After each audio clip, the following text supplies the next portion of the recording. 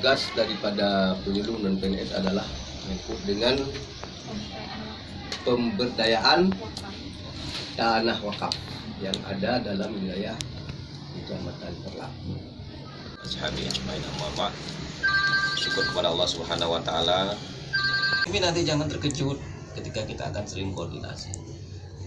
Saat ini kami di penyelenggara atau di seksi zakat wakaf sedang menyusun satu rencana aksi yang akan kita jalankan, di mana menyauti Undang-Undang Wakaf Nomor 41 Tahun 2004. Sebenarnya undang-undang sangat lama, tapi harus kita segera sauti. Kenapa?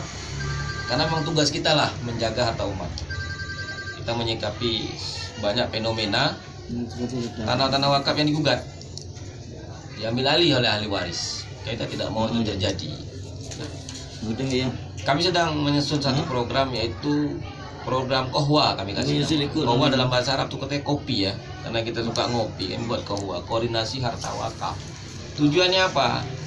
Kita menyelaraskan kegiatan-kegiatan kita yang ujung-ujungnya ada 3 hal yang harus kita selesaikan. Yang pertama, siap administrasi. Ini yang menjadi masalah Aceh Timur hari ini. Jadi kita nanti akan berkutat di siap administrasi dulu. Apa itu? Penyelesaian administrasi tanah wakaf. Masih banyak tanah wakaf AIW saja nggak punya. Setelah AIW sudah punya, masih juga banyak yang sertifikat juga belum ada.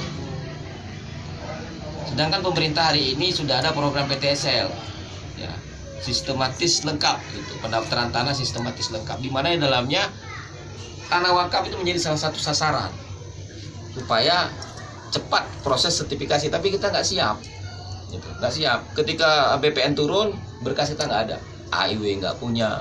Kadang-kadang ada AIW, kita nggak punya surat dasarnya. Entah kemana surat dasarnya. Ada surat dasar, ada AIW, pajaknya nggak terdaftar, nomor objeknya.